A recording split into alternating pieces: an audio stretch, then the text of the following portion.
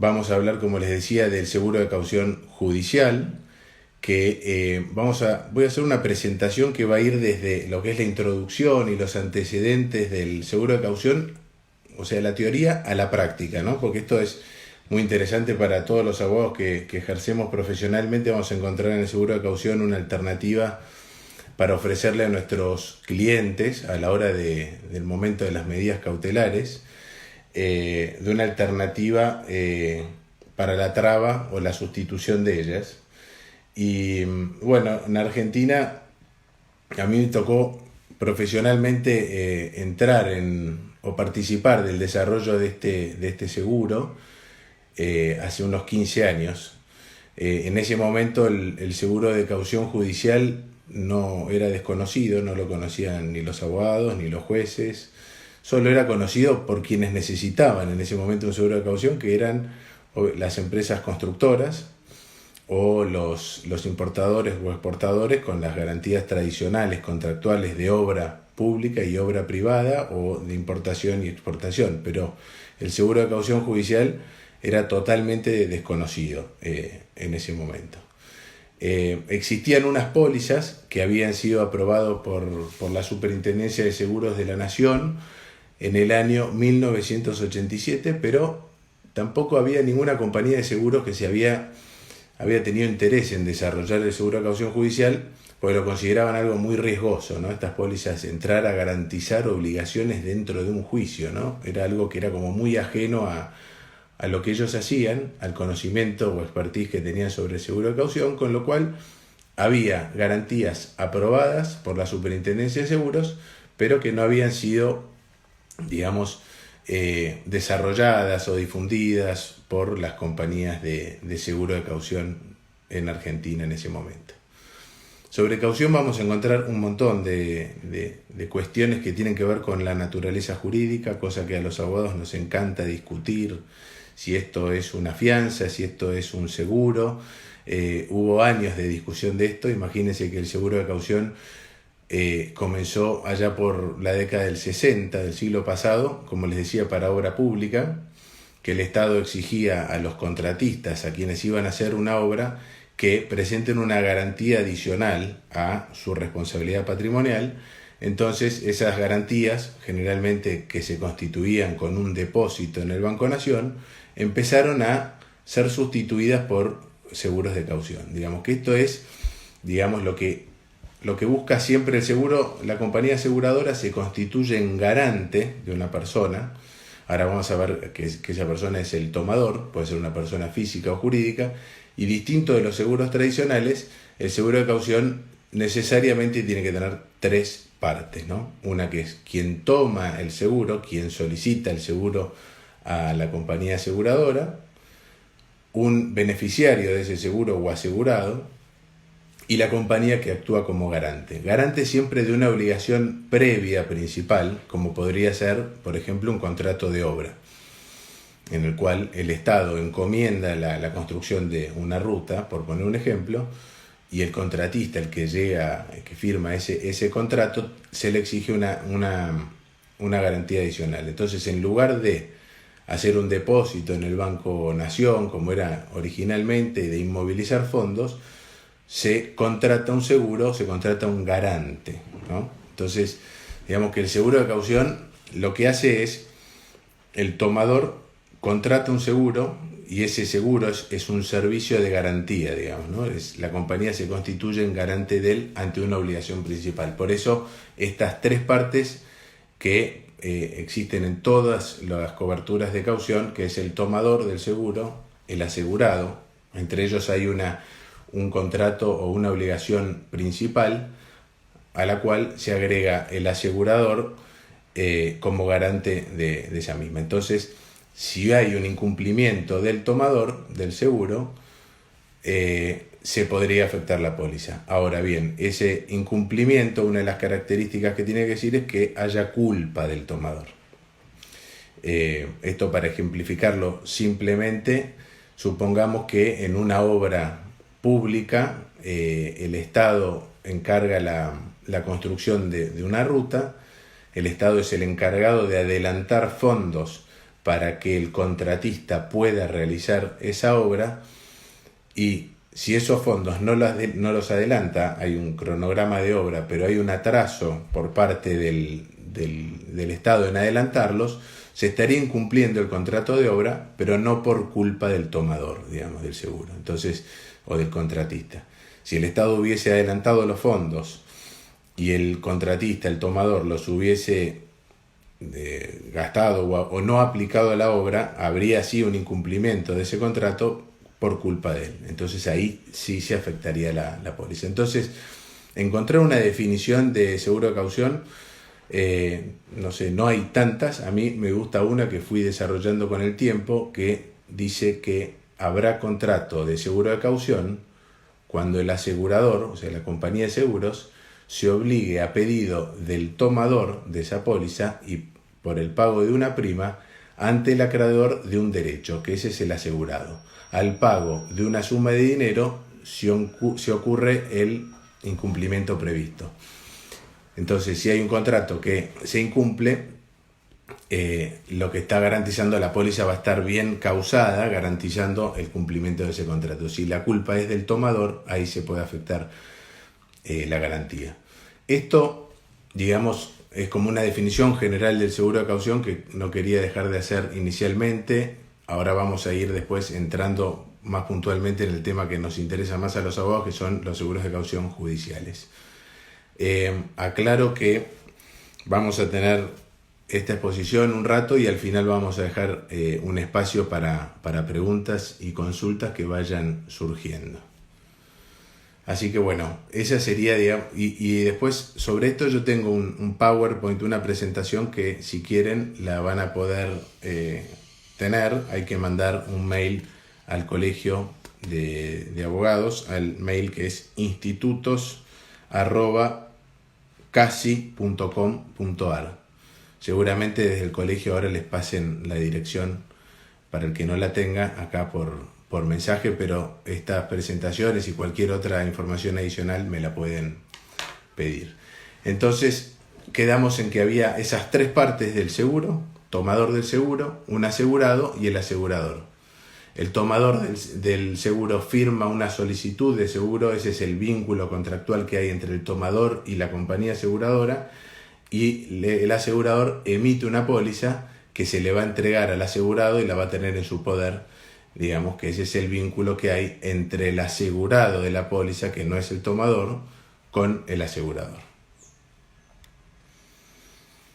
Si vamos a nosotros los abogados que nos gusta las definiciones, que nos gustan las referencias a los códigos, esa definición que yo les decía de seguro de caución es muy parecida a la definición del Código Civil y Comercial respecto de la fianza, que dice: hay contrato de fianza cuando una persona se obliga accesoriamente por otra a satisfacer una prestación para el caso de incumplimiento. Digamos que acá quien ofrece esa garantía es la compañía aseguradora, que es un profesional a la hora de emitir ese tipo de garantías. Y por ese servicio, por esa emisión, por esa garantía, es que la compañía cobra el costo, que es en seguros es la prima, ¿no? El premio del seguro, es que es la prima más todo lo que tiene que ver con los impuestos y certificaciones. Bueno, y ya que somos también todos abogados, nos gusta ver de dónde viene todo esto, cuál es la legislación, cuál es el origen.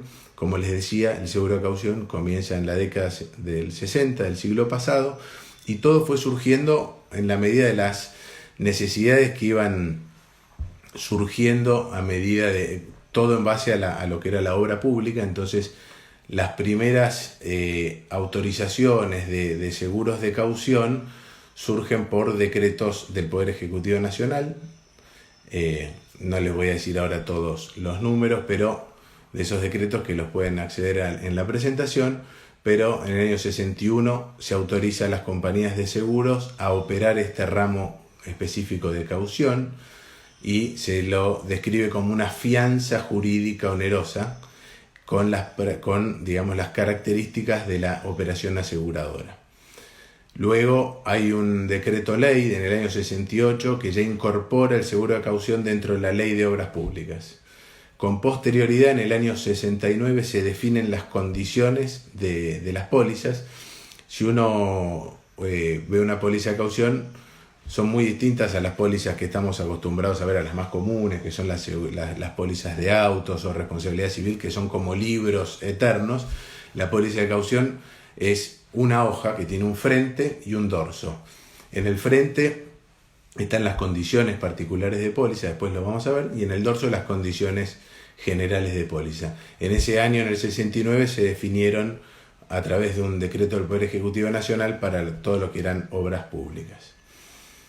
En el año 73 se sanciona la ley 20.091, que es la que regula la actividad aseguradora, y en su artículo 7º, inciso 2, fíjense que esto es muy posterior a los decretos que ya habían autorizado el seguro de caución, esta ley autoriza que las compañías de seguro puedan otorgar fianzas o garantizar obligaciones de tercero cuando configuren económica y técnicamente operaciones de seguro aprobadas. O sea que estas fianzas, estas garantías que autorizaban a las compañías de seguros, la ley que regula la actividad a emitir, tenían que aplicársele la técnica asegurativa, que tenía que ser técnica y económicamente operaciones de seguro aprobados. O sea que esto requería que cualquier póliza, cualquier cobertura de caución, tenía que ser aprobada por la autoridad de control, es decir, la Superintendencia de Seguros.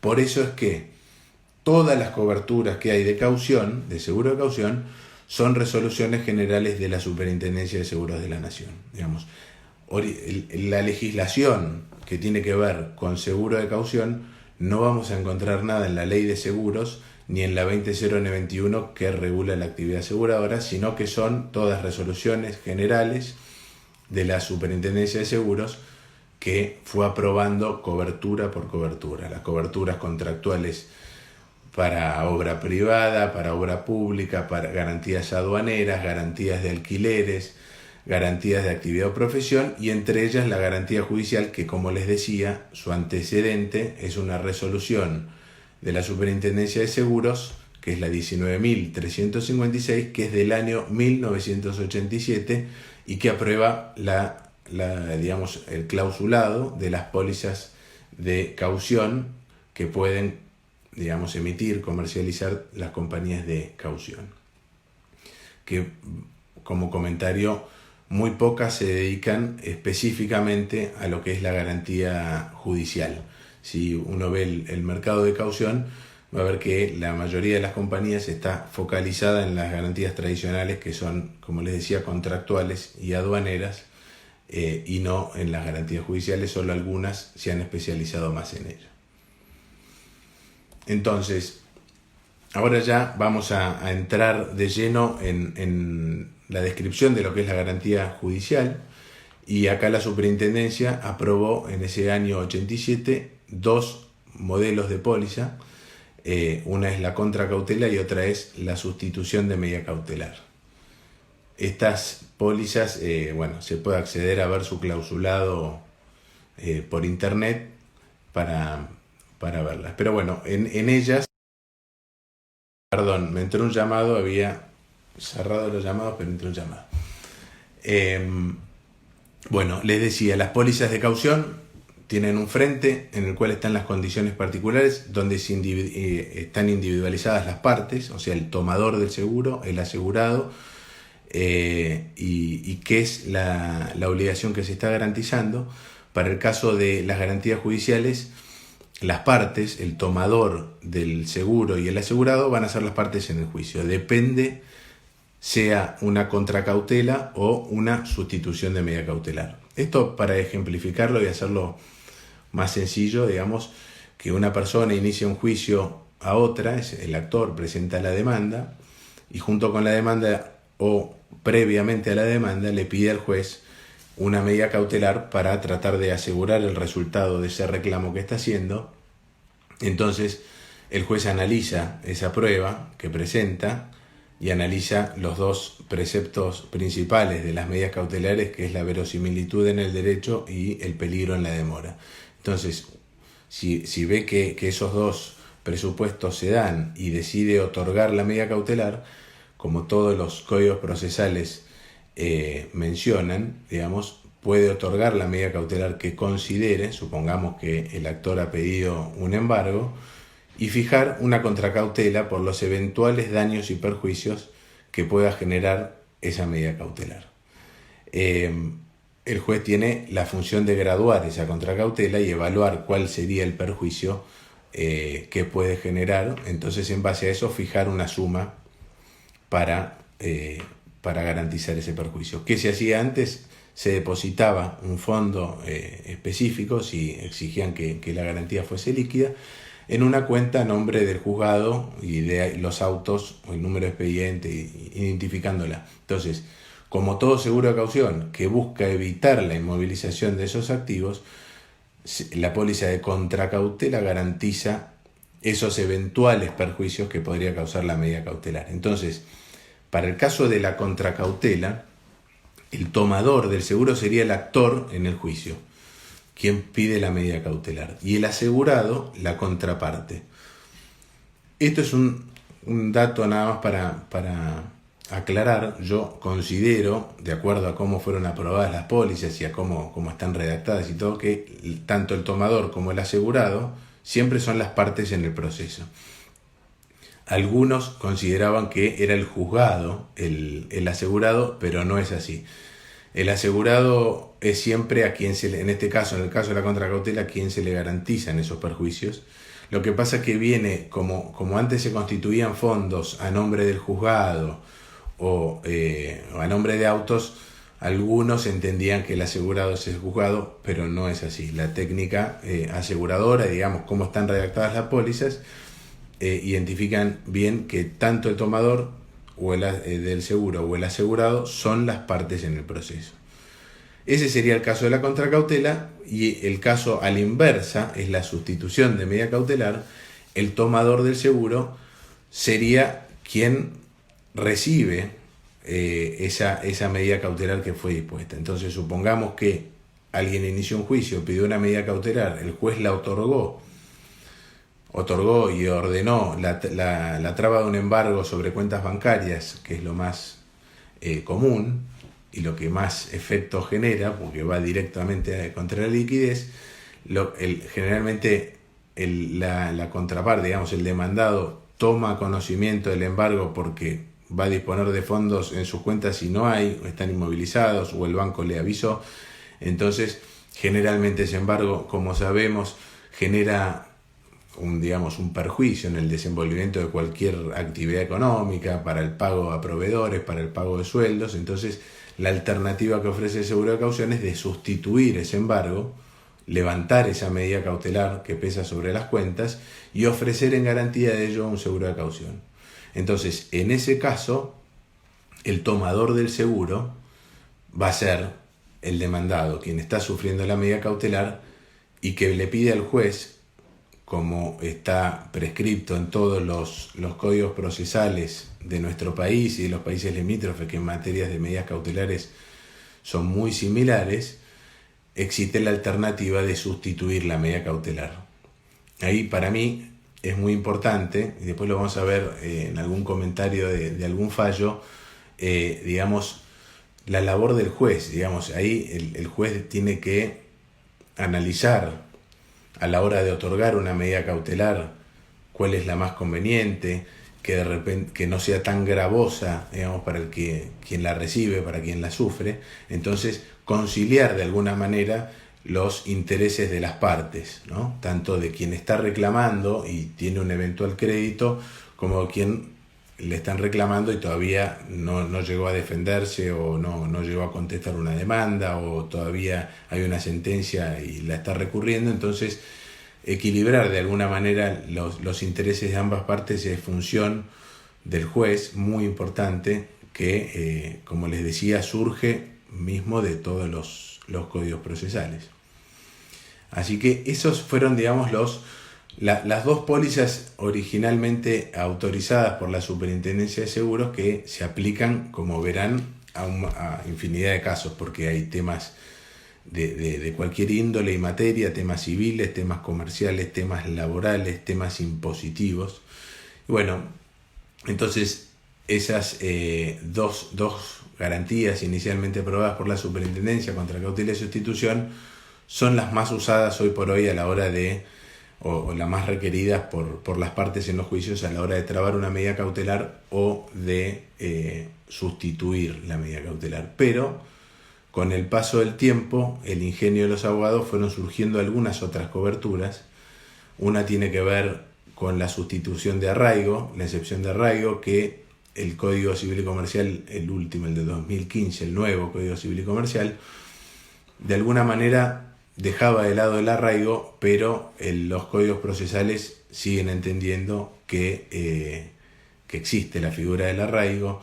Hay distintas jurisdicciones, por ejemplo la provincia de Santa Fe, que exige el arraigo a quien va a litigar en esa provincia y no tiene bienes en la provincia de Santa Fe. Entonces es muy usual que cuando uno va a litigar como parte actora a Santa Fe y no es de Santa Fe, el demandado, cuando presenta la medida cautelar o el inicio de la demanda, lo primero que hace es una excepción de arraigo, y ese arraigo puede también constituirse o digamos, evitar la inmovilización de fondos en una cuenta judicial con una póliza caución. Lo mismo para empresas extranjeras que vienen a litigar a Argentina, que lo primero que el demandado opone es la excepción de arraigo, entonces ese arraigo puede sustituirse con un seguro de caución.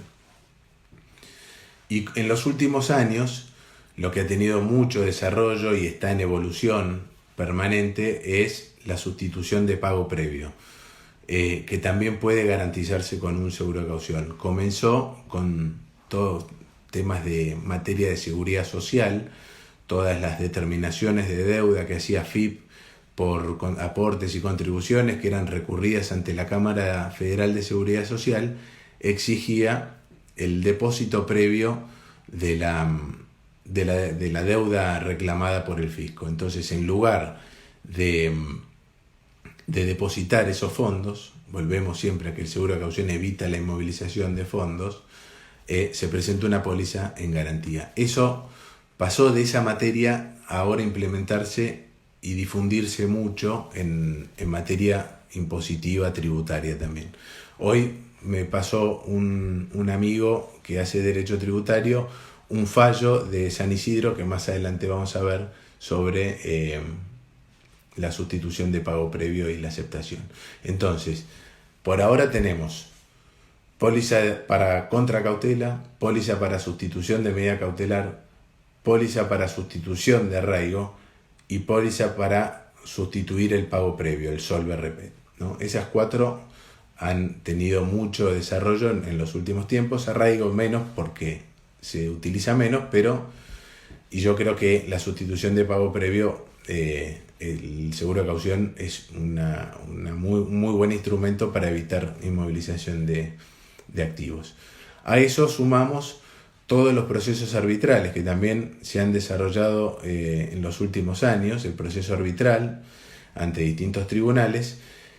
En esos procesos arbitrales también se disponen medidas cautelares como una contracautela o una sustitución de medida cautelar que pueden garantizarse mediante seguro de caución, pero algo muy importante que se garantiza en los procesos arbitrales son los honorarios de peritos o de árbitros. Generalmente cuando se inicia el proceso arbitral, los jueces del tribunal arbitral, los árbitros, definen cuál sería la prueba que se va a producir en el arbitraje, si es una pericial contable, si es una informática, bueno, los peritos que van a intervenir ahí y los eventuales honorarios que ellos tengan se definen en esa primera resolución que hay, lo mismo que los honorarios de los árbitros, y que habría que depositarlos en una cuenta bancaria, también se sustituye con el seguro de caución esa garantía. Entonces se fue, digamos, diversificando mucho las coberturas de caución, y como les decía, las materias que se cubren son muy amplias.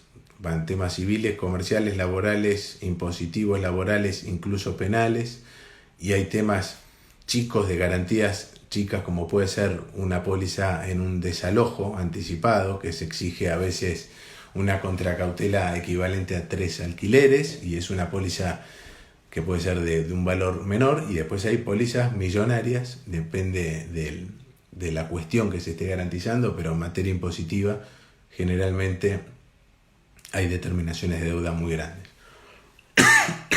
Perdón.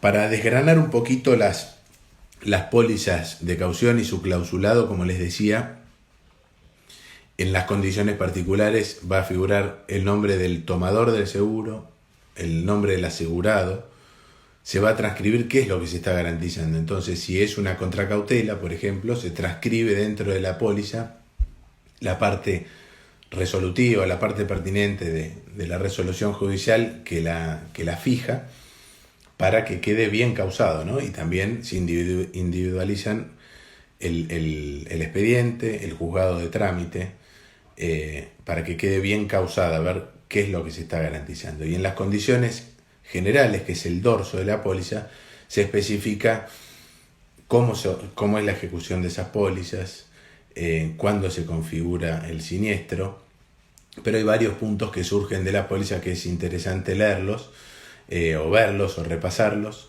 En primer lugar, el asegurador se constituye en fiador solidario del tomador. Entonces, a la hora de que se afecte o de la ejecución de una póliza de caución, la póliza dice que tiene que haber una resolución firme sobre la responsabilidad del tomador, que lo condene. Una vez que hay una resolución firme, supongamos un caso de una sustitución de medida cautelar, que se inicia una demanda, se contesta, se dicta sentencia que condena al demandado. Muchas veces ahí se solicita una medida cautelar de embargo, entonces el demandado sustituye ese embargo con una póliza de caución y transita toda la segunda instancia. Si la segunda instancia vuelve a ser condenada, bueno, ahí se desconectó un poco, retomo. Se confirma la sentencia de segunda instancia, se intima al demandado condenado al pago y éste incumple, o sea, se lo intima judicialmente y no paga. A partir de ahí se habilita la ejecución de la garantía. Entonces la póliza dice eso: una vez firme la resolución que dispone la responsabilidad del tomador de la póliza, habiendo sido intimado y infructuosa esa intimación, se ejecuta la póliza, que en el plazo que disponga el juez la compañía garante va a tener que presentarse al pago. Ahí, por eso es que el garante, el asegurador, se constituye en fiador solidario. Se intima al deudor principal, de alguna manera no cumple, se afecta la garantía. La póliza siempre va a ser hasta la suma, se va a afectar hasta la suma asegurada. En los casos de la contracautela, la suma asegurada va a ser la que disponga el juez. Quizá hay un reclamo de 100.000 pesos y el juez, por lo general, si hay verosimilitud en el derecho, la jurisprudencia, los jueces definen que un 30% se constituya en garantía por daños y perjuicios que pueda causar esa medida, y podría ser que en el caso a la inversa, de la sustitución de medida cautelar, la medida cautelar se disponga por el capital reclamado, para poner un ejemplo, 100.000 pesos, con más un 30% presupuestado para intereses y costas. Entonces, supongamos que hay un caso, que hay una contracautela en un reclamo de 100.000 pesos y el juez considera que la contracautela tiene que ser por 30.000 pesos, lo que hay que constituir en garantía, pero la medida cautelar se va a trabar por 130.000, que es el capital más ese 30% presupuestado para intereses y costas, con lo cual el demandado va a tener que presentar una póliza por la suma de 130.000 pesos, ¿no? Entonces, hasta esa suma siempre va a responder el asegurador. Puede ser que la sentencia sea por menos monto o que sea mayor, pero hasta esa suma es la que responde el asegurador. ¿Qué va a pasar si el asegurador tiene que pagar? El asegurador como dice la póliza, luego se subroga en los derechos de quien era el asegurado de la póliza y va a perseguir el cobro contra el tomador, como cualquier fianza, digamos, ¿no? El garante tuvo que pagar, tuvo que hacerse cargo de la obligación, entonces después va a repetir del tomador. Esto no como principio de la subrogación que surge en la ley de seguros, sino de lo que surge en la póliza, en las condiciones de póliza, y de lo que surge del Código Civil por ser un contrato de fianza que se instrumenta como una operación de seguro. Otro punto muy importante, digamos que esto, les voy a hacer una distinción que es generalmente en el mundo a la hora de garantizar obligaciones de todo índole, todo tipo. Hay dos alternativas. Una es una garantía por una compañía de caución, que es una garantía que ofrece el mercado asegurador, y otra que es la garantía bancaria. Entonces hay países que se inclinan más por un tipo de garantía, o por la bancaria o por la de seguro. Argentina claramente es un país que se optó por la de seguro. Acá no existen los avales bancarios o las garantías bancarias, y si las hay son muy costosas y ocupan líneas de crédito a quien las solicita, y tienen también una diferencia respecto de lo que es el seguro de caución, y por eso este paréntesis que hago es que las garantías bancarias son con vigencia cerrada, generalmente se emiten por el plazo de un año. Una garantía, un seguro de caución, tiene vigencia abierta. Las pólizas, en las condiciones particulares, dicen que se emite la póliza este día hasta la finalización de las obligaciones del tomador. Eso es lo que dicen todas las pólizas en sus condiciones particulares. Entonces, no se va a, digamos, no es una póliza que hay que estar renovando. Sí se va a pagar, va a haber una refacturación de esa póliza hasta tanto terminen las obligaciones del tomador en ese juicio, que es la finalización del juicio. Una vez que fue liberado de sus responsabilidades, porque ganó el juicio o porque lo perdió y pagó, recién ahí se va a dar de baja la garantía, que requiere ser devuelta a la compañía emisora, ¿no? Bueno, también este era uno de los temas que surge de la póliza, que es la vigencia abierta. No tiene que estar el asegurado de alguna manera preocupado por si esa garantía tiene un vencimiento, sino que va a durar lo que dure el proceso judicial.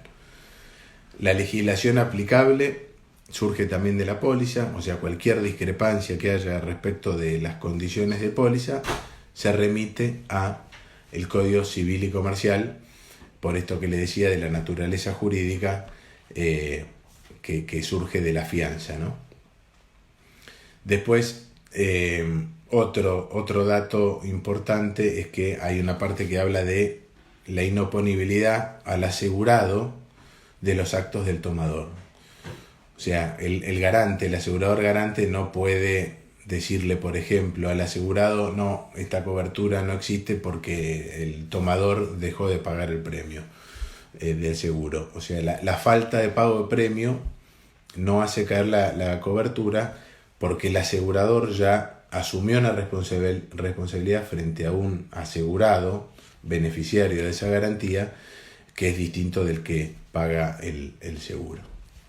Entonces, en síntesis, las pólizas hay que verlas, son cortas, tienen estas condiciones particulares en las cuales se identifican a las partes, se identifica el riesgo que se está cubriendo, se aclara cuál es la suma asegurada, y después, al momento de la ejecución, si llegara a hacer falta, predisponen que tiene que haber una condena contra el tomador del seguro que ya esté firme.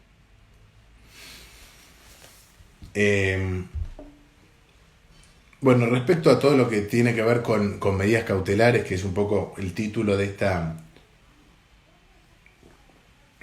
charla, de este encuentro, algo ya estuvimos conversando, ¿no? Pero sabemos que las medidas cautelares tienen que pedirse por escrito, que tiene que estar bien especificado el derecho a resguardar, que son inaudita parte, que son bajo responsabilidad del peticionante y que se exige una caución por los daños y perjuicios, que el juez va a graduar la calidad y monto de esa caución y que existe la alternativa de la sustitución de esa medida cautelar por otra menos perjudicial, siempre que se encuentre bien garantizado el derecho del reclamante. Entonces, en este repaso así muy simple de lo que tiene que ver con las medidas cautelares, es donde vamos a ver reflejados de alguna manera las coberturas estas que estuvimos hablando de seguro de caución, tanto la contracautela para el que hace el pedido de la medida cautelar, como la sustitución de la medida cautelar para quien la recibe o la sufre.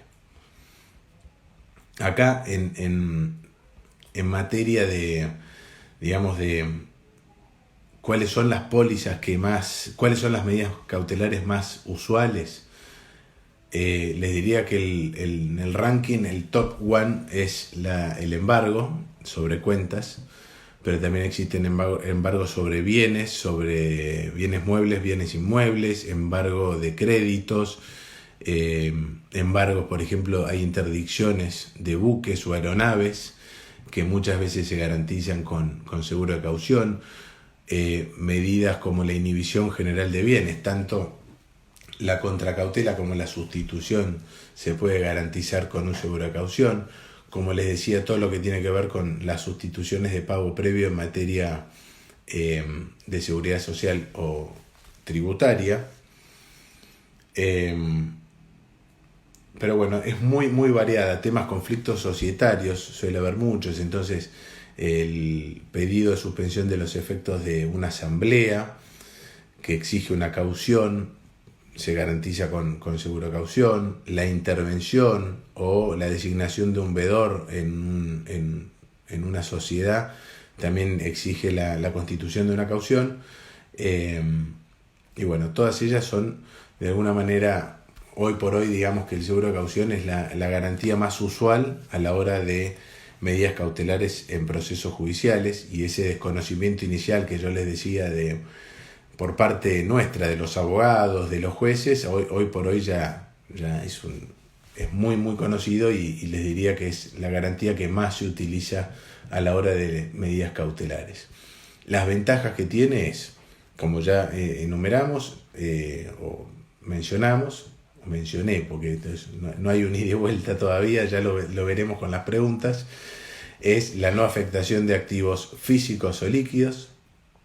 Es una garantía bastante económica, porque económica, bueno, ahí les podría comentar que a nivel de cuál es la práctica, las pólizas de caución tienen un costo general de un 2% anual de la suma asegurada. Entonces, si a uno le embargan 100.000 pesos, el costo de levantar ese embargo va a ser un 2% más impuestos, o sea, es un costo muy bajo. Cualquier empresa, a la hora de decir, bueno, cuánto me cuesta disponer de los fondos de un embargo en un proceso judicial, es el 2 o el 3% anual, ya lo contratan, porque dicen, bueno, prefiero tener yo la plata, invertirla en lo que yo quiero, y no que quede pisada en un depósito judicial por todo el tiempo que lleve ese proceso judicial. De hecho, hay muchas empresas grandes, que de repente tienen embargos en distintos juicios que pueden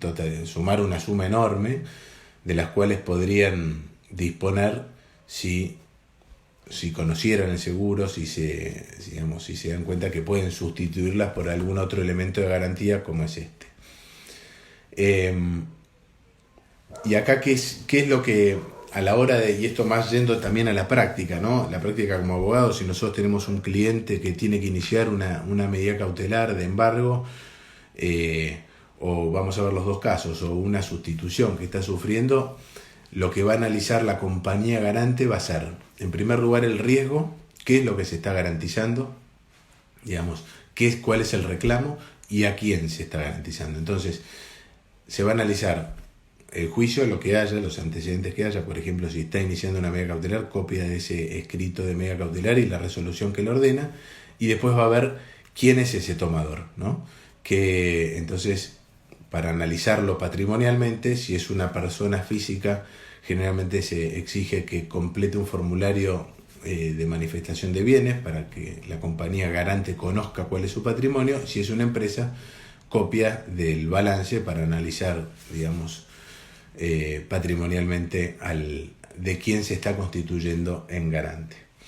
Acá es importante, y esto lo recoge también la jurisprudencia, como una ventaja del seguro de caución, que se incorpora una tercera persona al garante, ¿no? Que es una compañía de seguros que se reconoce que tiene solvencia porque están autorizadas y controladas por el Estado a través de la Superintendencia de Seguros, con lo cual se incorpora una tercera persona, digamos, que significa para el acreedor, digamos, para quien está reclamando, para el tomador, una doble garantía.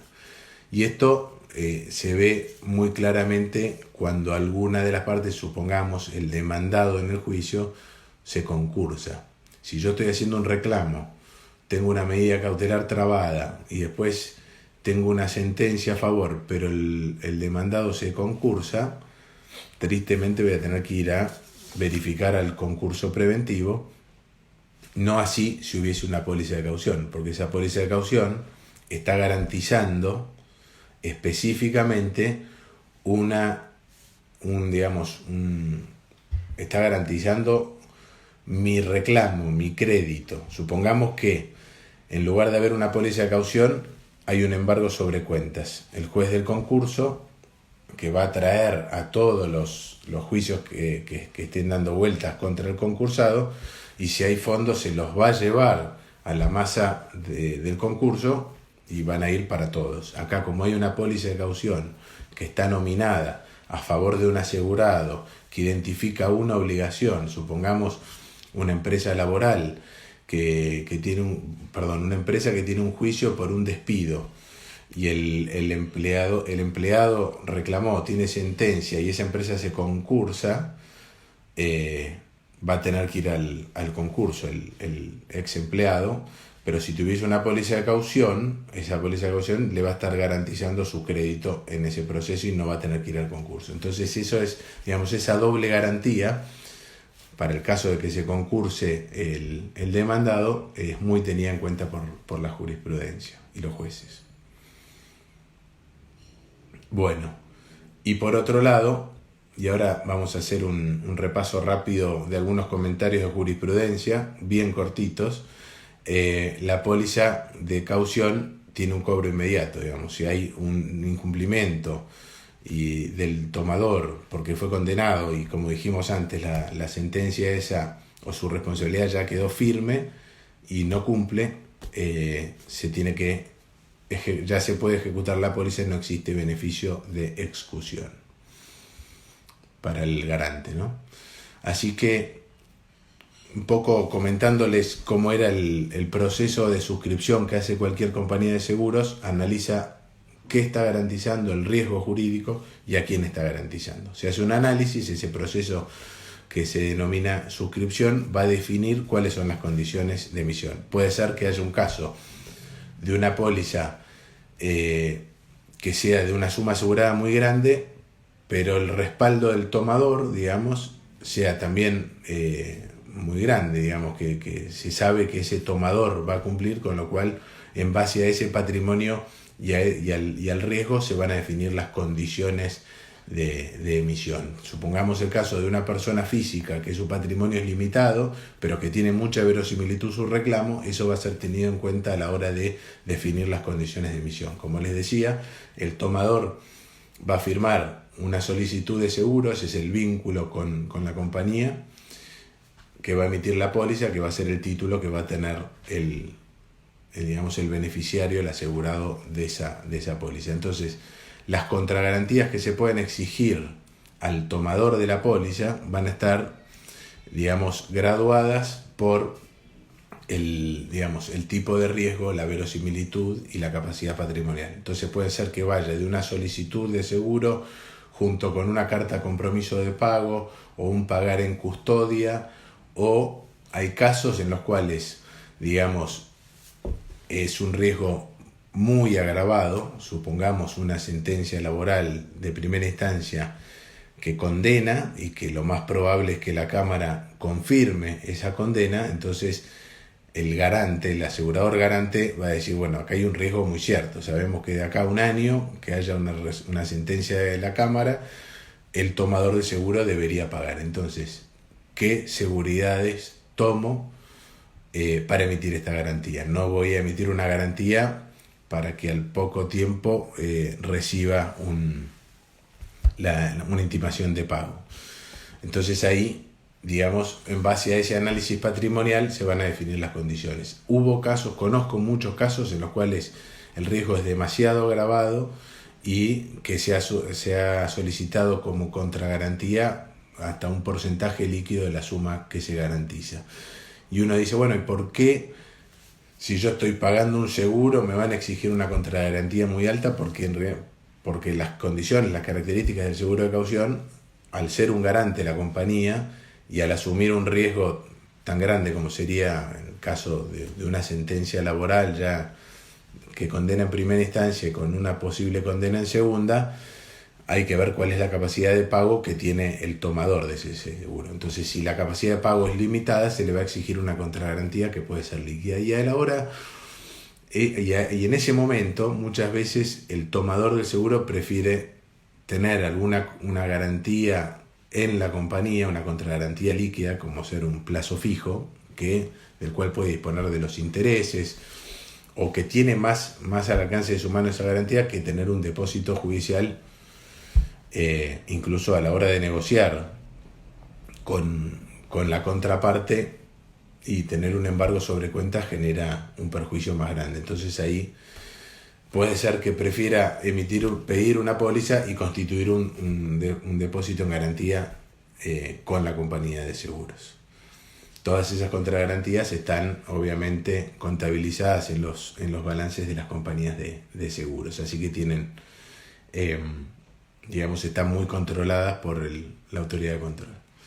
Y bueno, y ahora antes de ir a las preguntas, porque ya nos queda nada, cuando yo comencé con todo esto, encontré un fallo de la Cámara Civil y Comercial de San Isidro, ya que estamos acá en este colegio, muy bueno sobre medidas cautelares, que se llama Castillo con Palmiero. Creo que es del año 87 también, del mismo año en el cual se aprobaron las pólizas de caución, que habla de medidas cautelares en general, y hace mención a un montón de cuestiones de medidas cautelares muy interesantes.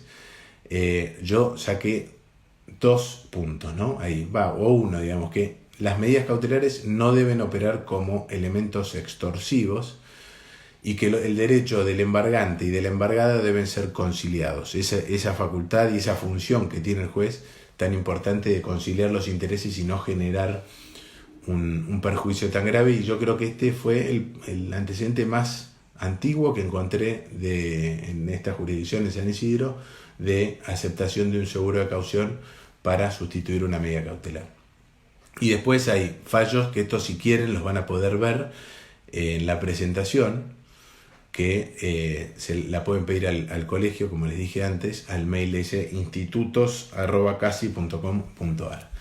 Y estas resoluciones, jurisprudencia que fui recabando de muchos años ahí de la Cámara Comercial del Nacional, Civil Nacional, de distintas provincias, de Córdoba, de provincia de Buenos Aires, de muchísimas, ¿no? Pero que van, digamos, de alguna manera, todos los conceptos que yo les fui comentando, ¿no? Como que la falta de pago de la prima no incide sobre la cobertura, que las pólizas se emiten sin fecha de vencimiento, que tiene una vigencia abierta, que digamos que el asegurado encuentra en el asegurador un nuevo responsable que añade su responsabilidad al obligado primigenio. Hay una de la Corte Suprema de Justicia, ¿no? Sobre el seguro de caución, en el cual, digamos, primero habla sobre la naturaleza jurídica, lo que dijimos al comienzo, ¿no? Que es una fianza que se instrumenta económica y técnicamente como una operación de seguro y que hace lugar a las sustituciones de medidas cautelares.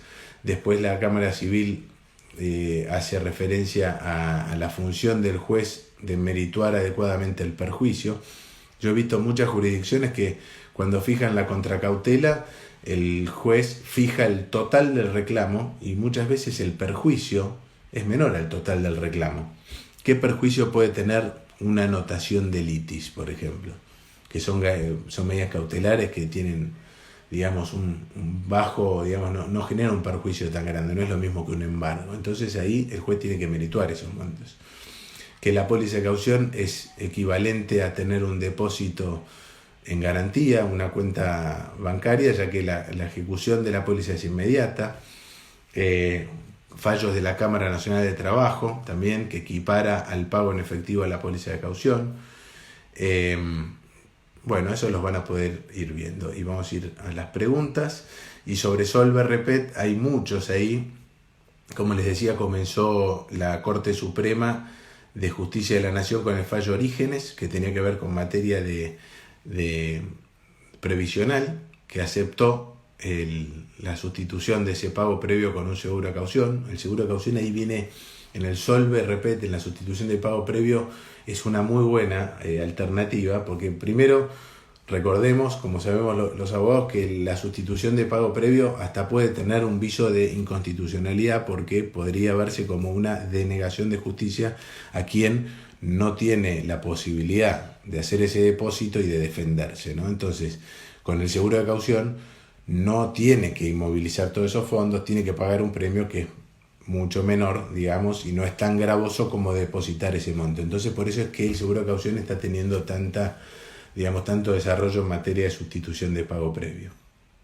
Y el fallo, a ver si lo tengo acá, el fallo que este es fresquito, es ahora de pandemia, es de mayo del 2020, en la causa Limpio Lux con Municipalidad de San Isidro, medida cautelar autónoma o anticipada, en la cual hay una determinación de deuda por una tasa municipal, y lo que ofrece el actor en este juicio al pedir esta medida cautelar autónoma o anticipada es: tómenme un seguro de caución en garantía, en sustitución de ese eventual pago previo por la determinación esta que me hizo la municipalidad, y no me inicien una ejecución fiscal para cobrarla, ¿no? Déjenme que me defienda, no me exijan el depósito en efectivo de la suma de la determinación de deuda que hizo la Municipalidad de San Isidro,